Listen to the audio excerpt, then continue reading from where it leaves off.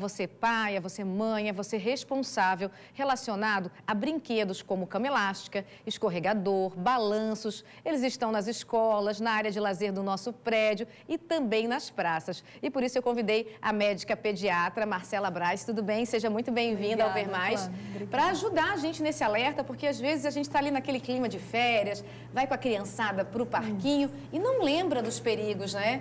É verdade, Flávia, assim, a gente tem uma estatística que chama bastante atenção da gente, porque os acidentes são a maior causa de morte de crianças de 1 a 14 anos no Brasil. Nossa. Então, a gente se preocupa tanto, né, com as pneumonias, as meningites, as vacinas, as consultas de rotina, e talvez no nosso dia a dia seja realmente o maior risco para essas crianças, né?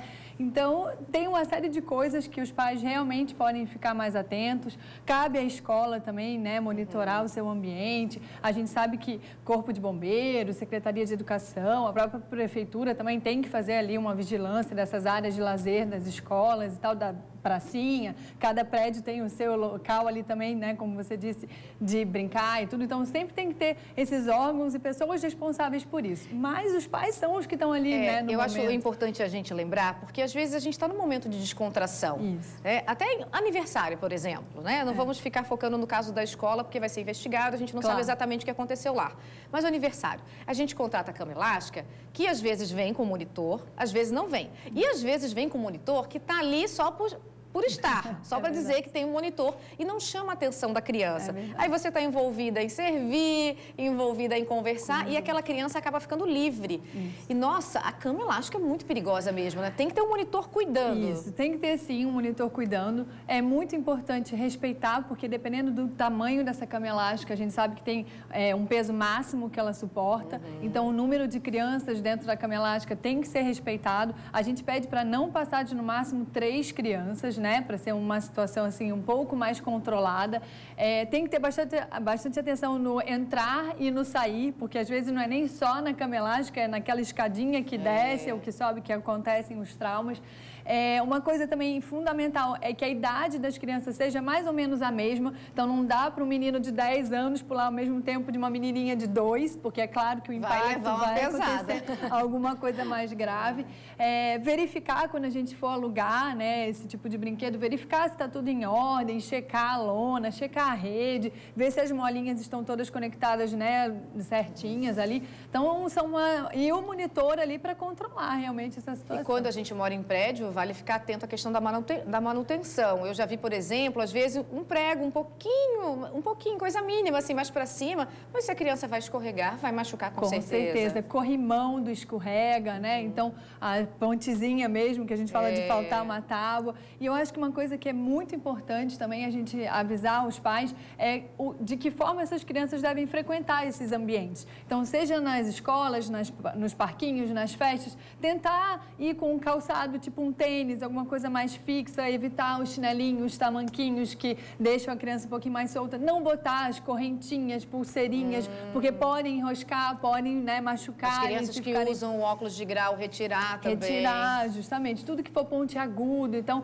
esse tipo de coisa que vale em qualquer ambiente de brincadeira. E assim, né, doutora Marcela, é assunto sério, porque eu fui pesquisar sobre acidentes que já aconteceram fora do país. Teve gente que morreu, teve criança que morreu, por exemplo, nesses pula-pulas, que eles são todos fechados. Aí o vento, deu um vento muito forte, que a recomendação, eu li hoje de manhã, que tem que estar até 36 km por hora. Se passar disso, não deve ter aquele pula-pula ao ar livre. Certo. E o brinquedo foi embora com a criança dentro. Caramba. Então, assim, eu fiquei chocada, assim, com o perigo real. E no seu consultório, você já atendeu alguma criança, assim, nessa situação? Sim, a gente atende, assim, no meu consultório, a gente costuma não receber tantas emergências, porque acaba que nessa situação até o correto é levar num pronto-socorro mais próximo, né? A gente recomenda isso para os pais, mas já tive pacientes que tiveram fraturas, já tive pacientes que tiveram luxação, já tive pacientes que bateram a cabecinha, então requer aquela observação, né, de alguma coisa mais importante, mais grave.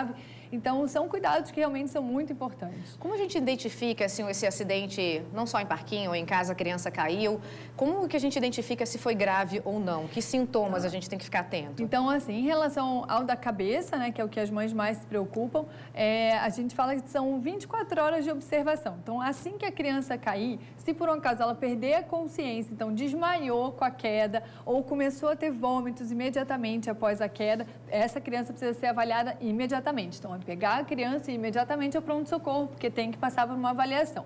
E aí, durante essas 24 horas, se não desmaiou, se não começou a vomitar, é observar muito o comportamento. Então, todo dia ela tira uma sonequinha de meia hora. Poxa, depois da queda ela dormiu 3 horas, então ela está um pouco mais sonolenta do que o habitual. Então, vale a gente ver. Ou uma criança que começa com uma irritabilidade muito importante, começa a chorar muito, né, depois de uma queda. Então, será que não teve alguma coisa mais importante, uma fratura, alguma coisa assim? Em relação à partezinha do corpo, é observar se tem alguma perda de mobilidade, algum inchaço, algum hematoma, né, ficar roxinho ou muito vermelho, ou a criança realmente, estava começando a aprender a andar e tal, e de repente só quer ficar sentadinha, quer ficar mais paradinha, o bracinho não está mexendo, aí sim precisa realmente de uma avaliação. No caso dessa criança de Porto Belo, algumas informações dizem que ela se machucou um pouco mais cedo do que da hora que a mãe foi buscar. Certo. Pode acontecer de ter fraturado a bacia e a dor ter ficado só depois aparecer? Não ter aquela dor assim na hora? É difícil a gente dizer, porque eu também não sei ao certo qual foi o diagnóstico até agora, né? Assim, se foi, qual a gravidade da fratura e tal. Mas a gente acredita que se realmente teve uma fratura, a dor começa imediatamente, assim, sabe? Em alguns casos, a luxação... Também 2 aninhos é difícil a comunicação, pequena, exatamente. Né? Ela deve ter dificuldade de ter verbalizado isso e tem que ter atenção, realmente. Muito obrigada pela conversa de hoje aqui, doutora Marcela. Uma boa tarde. Obrigada.